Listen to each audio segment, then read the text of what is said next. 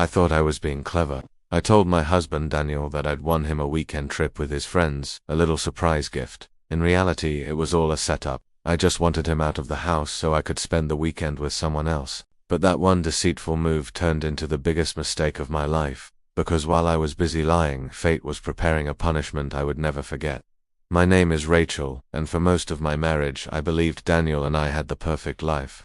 We met young, fell in love fast, and built a bond that everyone admired. Daniel was kind, patient, and loyal to a fault. He never raised his voice, never lied, and always put me first. We laughed a lot. We dreamed together. He made me feel like the luckiest woman alive, until I started taking that for granted. As the years passed, things got predictable. I started craving excitement, attention, the thrill of being desired again.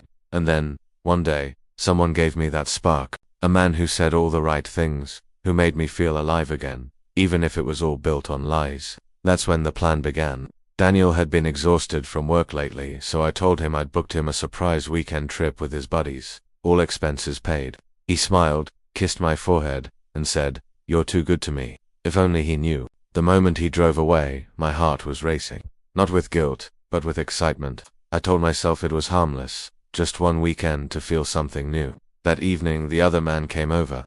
We had dinner, laughed, drank, and pretended like we weren't doing something terribly wrong. But every now and then, Daniel's name would pop up on my phone, little messages like, "Miss you already," or "Wish you were here." I ignored them. I silenced my phone and told myself I'd deal with the guilt later. But that night, while I was lying in someone else's arms, Daniel was driving through a storm. He had called to tell me he loved me, but I never picked up. That call would become the one I'd regret ignoring for the rest of my life. The next morning, I woke up to a dozen missed calls from Daniel's best friend. My stomach dropped. Something was wrong when I finally answered. His voice cracked through the line. "Rachel, Daniel's been in an accident." My heart froze. Apparently, on the way to the cabin, his car hit a slick patch and flipped off the road. They said he was lucky to be alive, but badly hurt. I dropped the phone. The man I'd betrayed, the one I thought I could outsmart, was lying in a hospital bed because I sent him there. I raced to see him, but the guilt was suffocating. When I walked into his room, he smiled weakly and said, "You look like you've seen a ghost." He didn't know the truth, and that made it even worse. I stayed by his side for days, helping him recover, watching the bruises fade, all while hiding the darkest secret of my life. Until one night, when he looked at me and whispered, "You know what's funny? I wasn't even supposed to go. I was planning to surprise you. I had a weekend planned for us."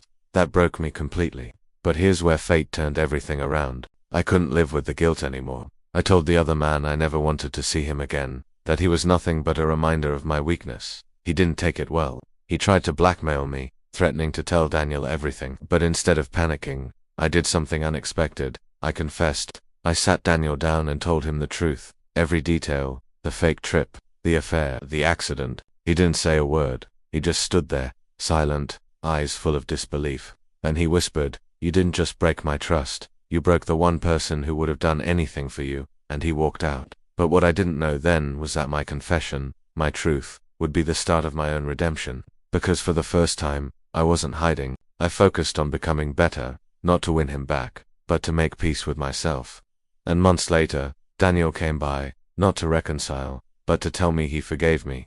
That single act of grace shattered me in the best way possible. Today, we're not together, but we're at peace. I'll never forget the pain I caused, or the lesson that came with it. You can't build happiness on deceit. Lies may hide for a while, but truth always finds a way to crash through, and sometimes, it crashes hard. If I could go back, I'd answer that call. I'd never trade loyalty for excitement again, because no thrill is worth losing the one person who would have weathered every storm for you. Never play with someone's love thinking they'll always forgive you. This was my story. If you believe in redemption, healing, and second chances, subscribe to SilkMirror for more real-life stories of heartbreak, revenge, and transformation.